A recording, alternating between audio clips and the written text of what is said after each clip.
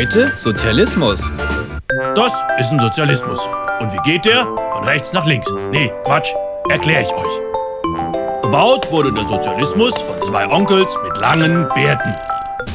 Nee, nicht die, sondern die hier. Onkel Marx und Onkel Engels. Ups, ist der Sozialismus gar nicht perfekt geworden. Naja, was macht man mit zweitklassiger Ware? Ganz einfach, billig an den Russen verschabeln. Und der Russe kopiert den dann noch ein paar Mal und verschenkt ihn an alle, die ihn haben wollen. Voll nett vom Russen. Ein paar wollten den dann nicht haben, aber die haben ihn trotzdem geschenkt gekriegt. Das ist auch gut so, denn mit dem Sozialismus sind alle total glücklich. Guck mal.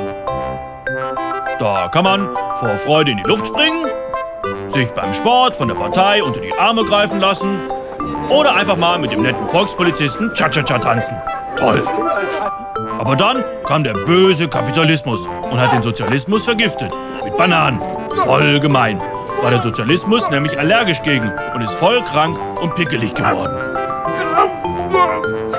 Wollte keiner mehr was mit ihm zu tun haben. Sind alle weggegangen und wollten lieber bei den kapitalistischen Bananenverschenkern mitfeiern. Nur die netten Leute von der PDS nicht. Die haben den kranken Sozialismus bei sich aufgenommen, um ihn wieder gesund zu machen.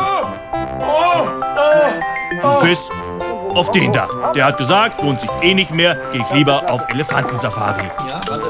Die von der PDS haben dann ganz lange nicht gemerkt, dass der Sozialismus sich gar nicht mehr bewegt. Erst als er ganz fiese angefangen hat zu stinken, hat das mal einer gesagt.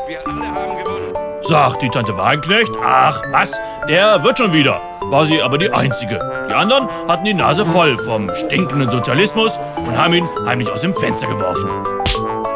Und die Reste einfach unter den Teppich kehren. Fertig.